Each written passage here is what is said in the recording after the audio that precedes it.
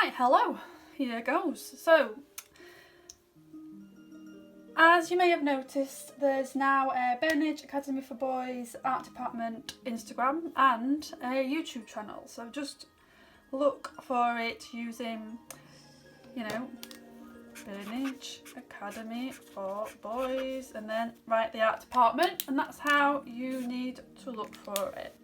This is going to be a video all about using watercolour and shading with it, how to use tints, how to use tone and how to mix colour, blend colour. Don't worry, because if you haven't got paints, I am going to do a shading with pencil and a shading with colouring pencil version as well. So that should be good. I've put some music on in the background, but hopefully it won't be interfering. It's kind of strange talking to myself, but we'll see how it goes. If I get really annoying, you could always just turn the volume off. Alright, so you'll find information about this project on the school website in the home learning section, and you'll need to click on this bit here, Key Stage 3. And then you need to find technology, because the art department's in the technology department. And then Key Stage 3 technology. Switch the music down, it's gone a bit loud. And then, oh, that's not what we want. Oh, files, there we go. Sorry, it went to my personal files then. Now, this is the one that we need, the Key Stage 3 Art Sarah Graham project. Now, I put this project together a few years ago and did it with some pupils a few years ago, but I've not done for a while, so I figured it might be a good idea to use for while you're home learning. After putting this up and creating the first video, I've now realised that Sarah Graham's actually done some pretty fantastic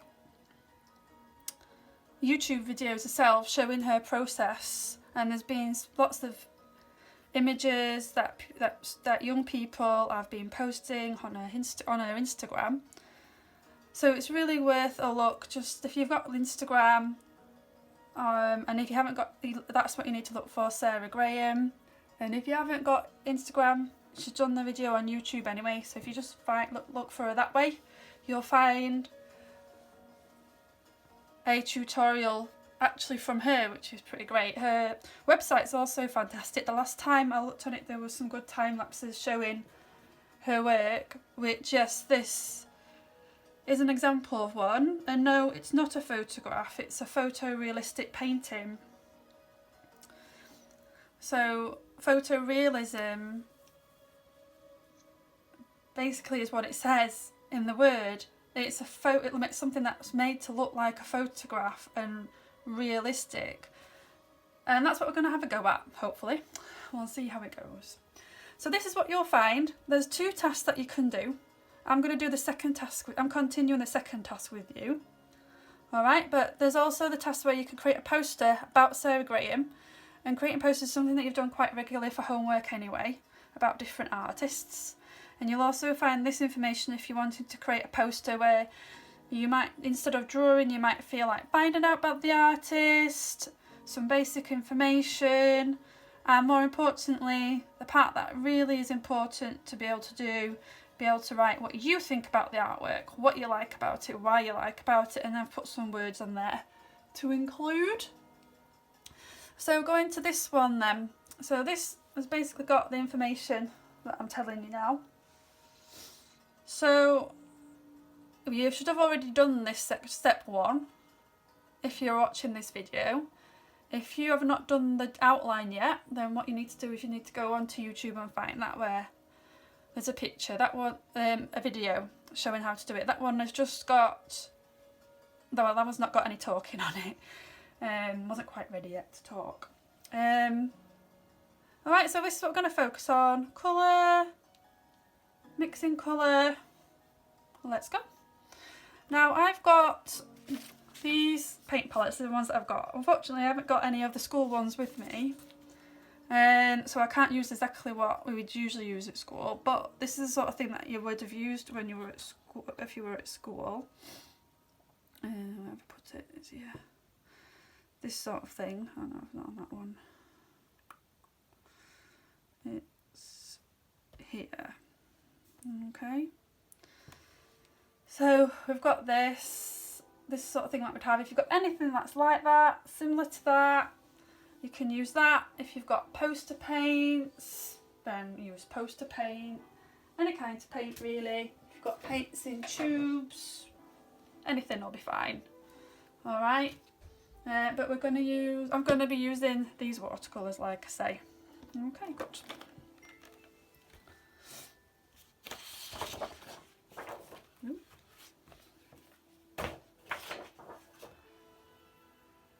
Right, hopefully you should see the outline that I've already done here. And then this is the picture that I've also included on the website with the other stuff we've just looked at.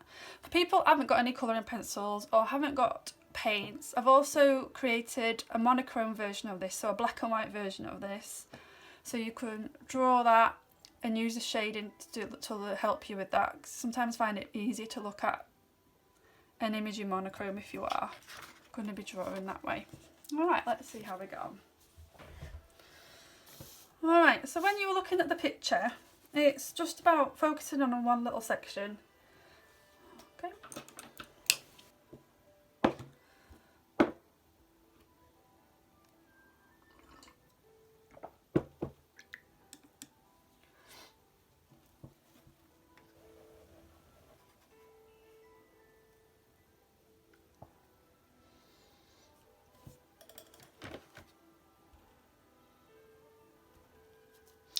Now I'm just going to start with this part first, which might be a good part for you guys to start with, because when you look at each letter there, they're all very similar in colour. There's not much change, whereas you look at this part here, in the photograph of this lollipop, there's a shine.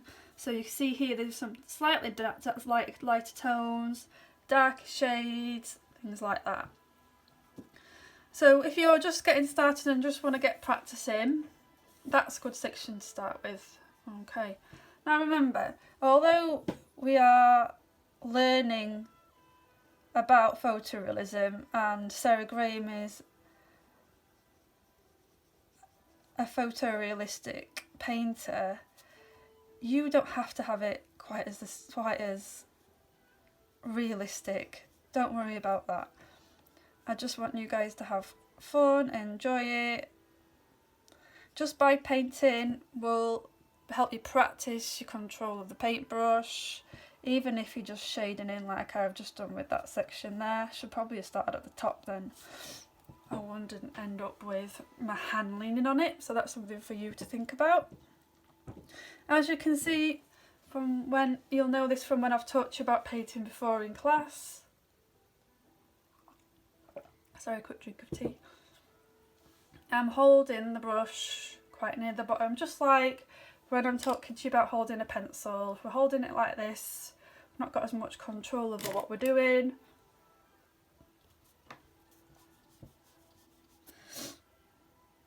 And although the shapes aren't as simple to paint in, generally you want to try and paint in a similar direction.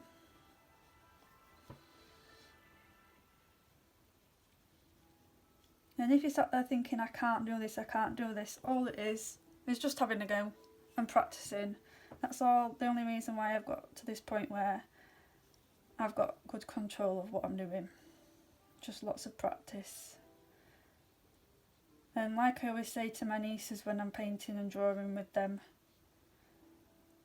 you know, I'm a lot older than you, I've had a lot more practice, so give yourselves a break. You know, pat yourself on the back if you've done a little bit really well, and maybe go, even if you maybe go wrong on the next bit if you like.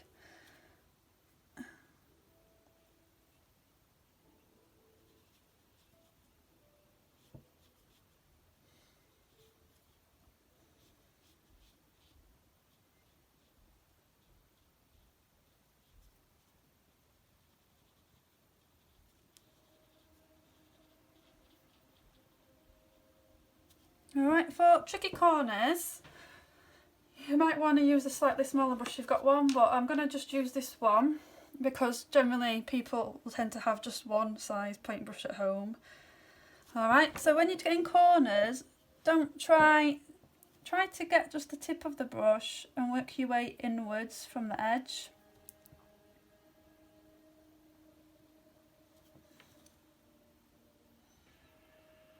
And that will help. You can see here, even me, I've gone out of the shape that I originally drew. So I'm having to make changes, and that's what you just need to do. If needed, that's just what you need to do. Just make some little changes. And remember, when someone's looking at your painting, they're not going to be looking at this. They're just going to be looking at your lovely painting or drawing. Alright, I'm just going to finish off this last bit.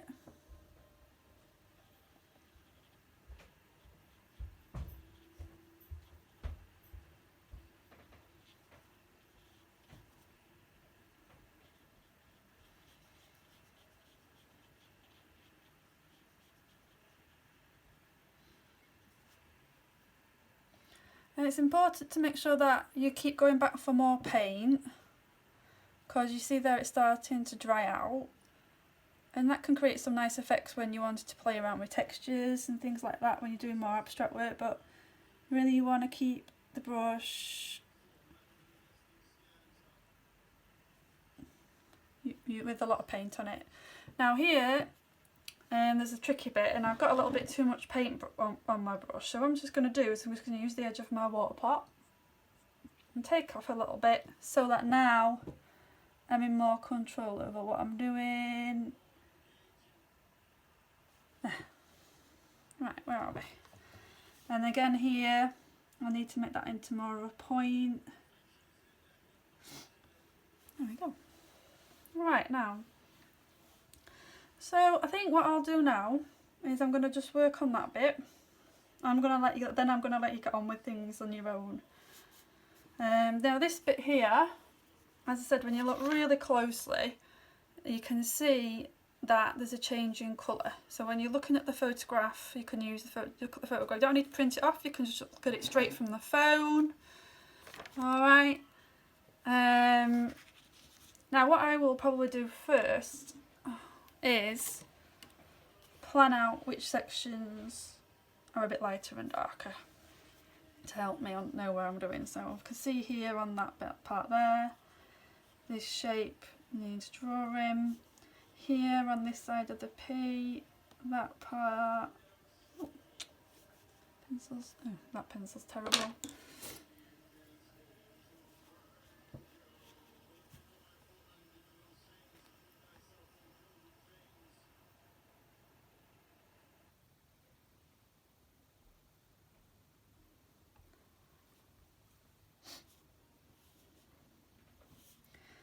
Then all of this part is a bit lighter down to about here, where it starts to change. And then here, and then it goes back to this darker tone. Right, now, I'm going to just bring this down a little bit because we're going to be using the mixing palette a bit more now.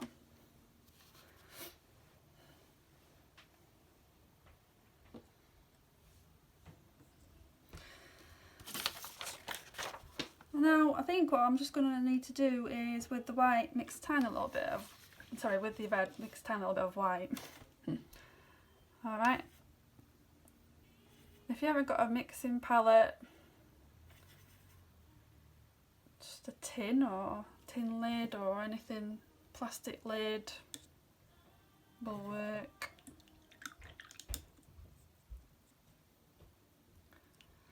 Alright, this palette doesn't come with white like that, like the one that you might have. Oops, daisy. Comes in a little tube, so let's get a bit of white.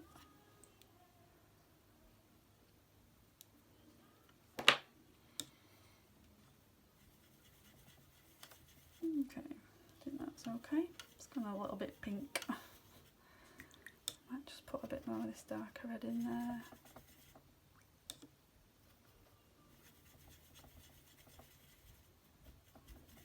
That's more or less okay. Right, let's have a look then. Yeah, it's very pink compared to what actually I need, but I'm not going to worry about that too much.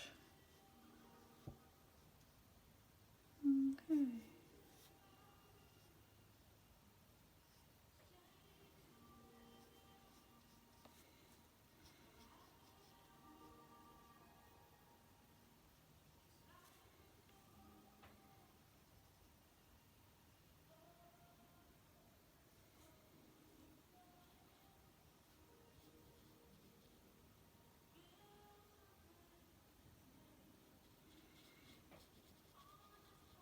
Now at this point it doesn't really look like, oh, just got red all over. That's a bit silly of me, never mind. This point doesn't really start to look like very much. I'm just adding parts where there's lighter tones, or tints you might call them if you've added white to a colour.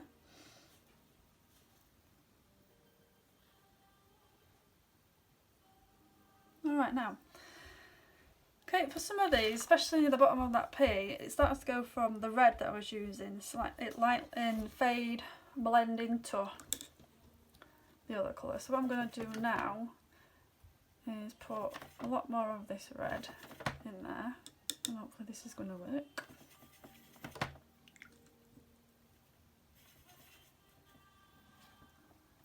And again, I'm just going to get rid of too much excess, and then I'm going to put a little bit, and then now I'm going to get just the red on its own. I think it's gone a bit white from not mixing, lighter, sorry, with it from not mixing. And again, making sure I've not got too much paint.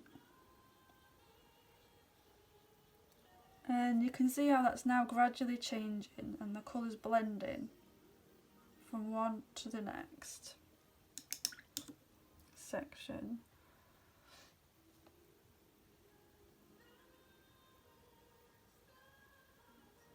I got a bit too much paint on the brush to get the tip, to get that nice point on the bottom of the P.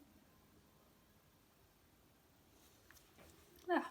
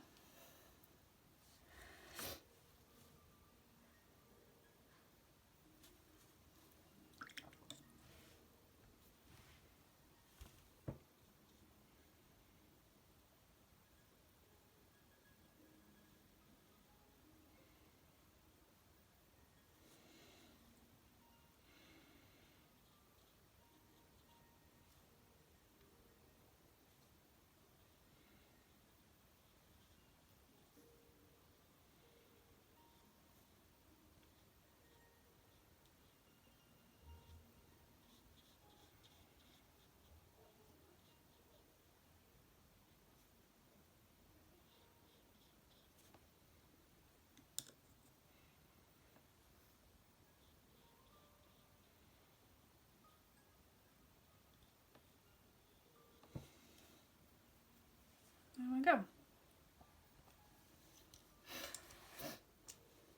When I think about it now, I probably would have done the yellow first, because I'm now going to have to go around all of these sections with the yellow. So I probably would, if you've not started if you're watching the video before actually doing this, that would be the way to go.